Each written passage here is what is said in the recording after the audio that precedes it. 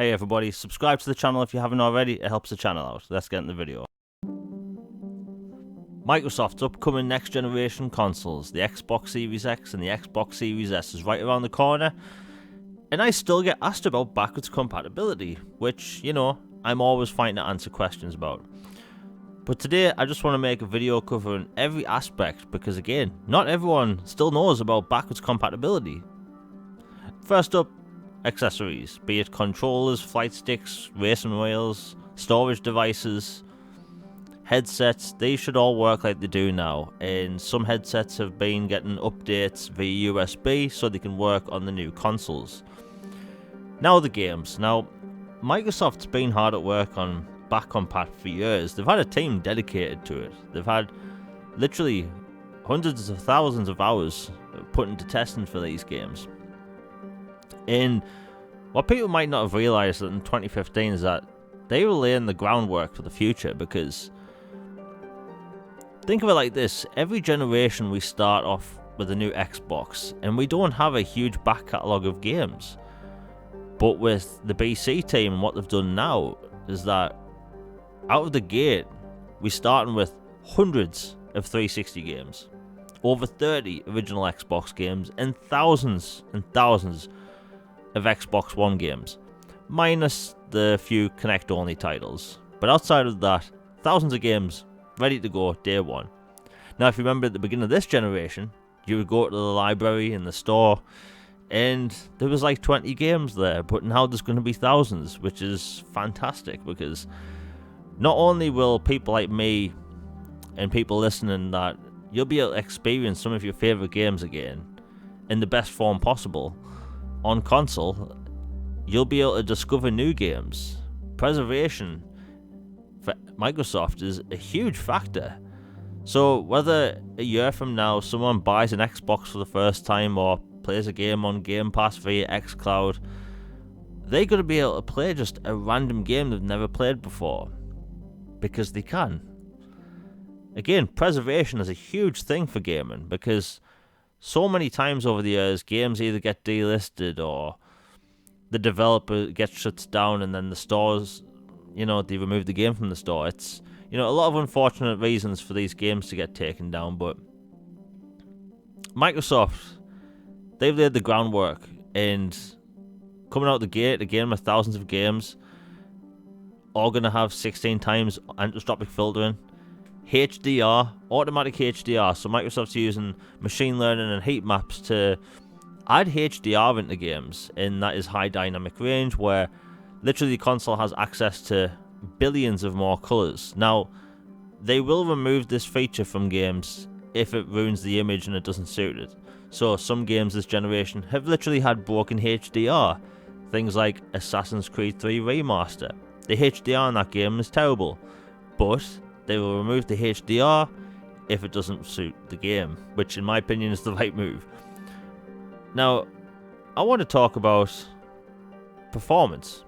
So performance in these backwards compatible games getting a huge jump. So games with 60 frames modes will lock at 60, but games with uncapped frame rates, such as Hitman 1 and 2, those will go all the way up to 60. Jedi Fallen Order, locked 60 frames per second.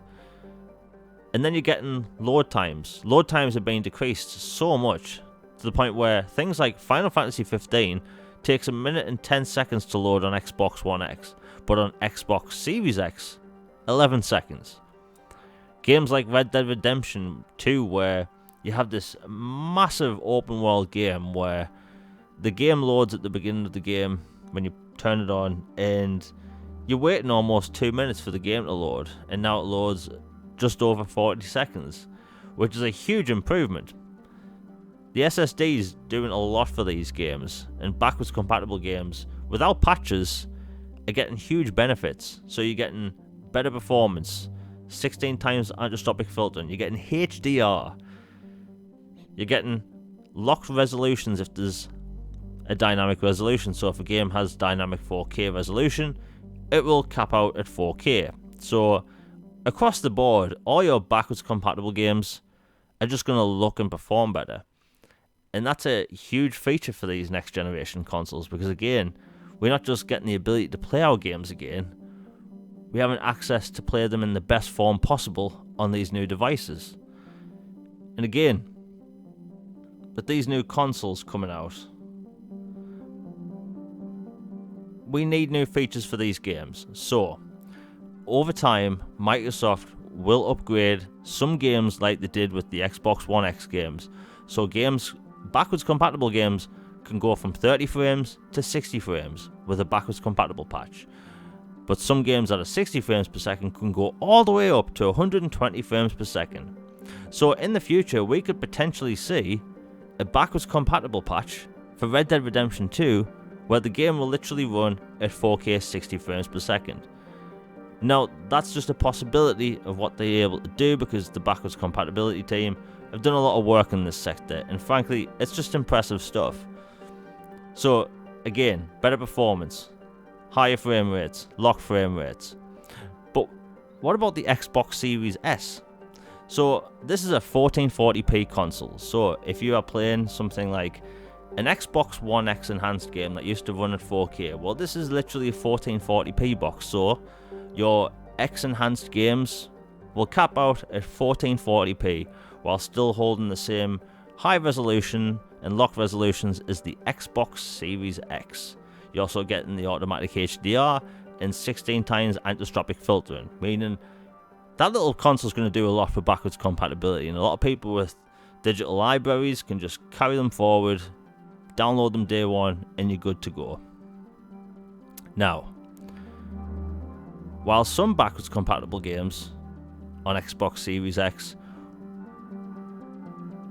will get upgraded by the backwards compatible team, again, increased resolutions, increased frame rates, locked frame rates, but with machine learning in the future, this tech is going to enable developers and possibly the BC team to increase detail in textures in existing games, which frankly is one of the most impressive things that nobody's talking about. Machine learning can literally increase detail into textures that wasn't there before. So think about it like this. In the future, we could potentially see 8K textures in games like Gears 5.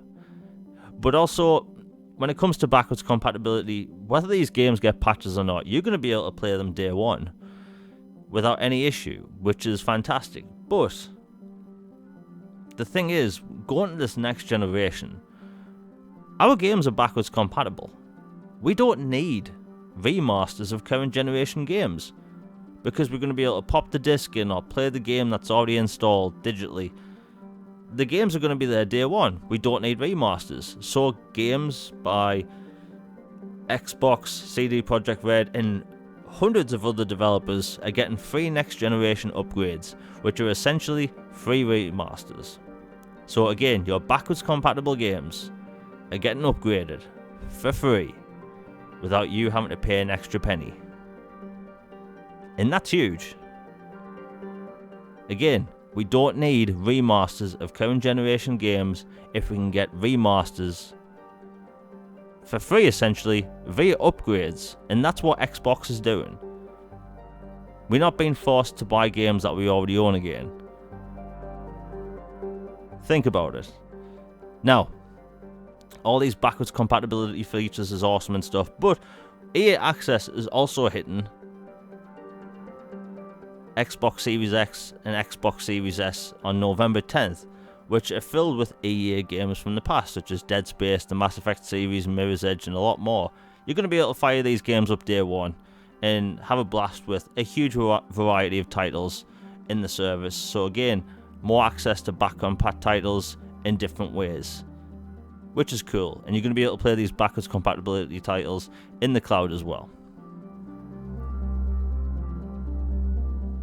Anyway, that's it for today's topic. Just wanted to talk about it because, again, I get asked all the time, and I just figured get all the backwards compatibility info in one video.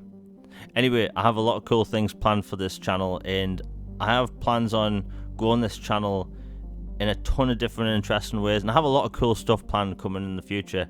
And I really want to grow this channel and make something of it because this is an Xbox channel. Nothing's changing. If you want pro Xbox content, Without all the fanboy fluff and negativity, I'm there. And again, if you like the video, please like it, share, subscribe, hit that bell for notifications. And yeah, I have a lot of awesome things planned. And by the way, if you've heard anything in the background today, those are fireworks. Anyway, if you enjoyed the video, I'm out. Like and subscribe, all that business. Peace.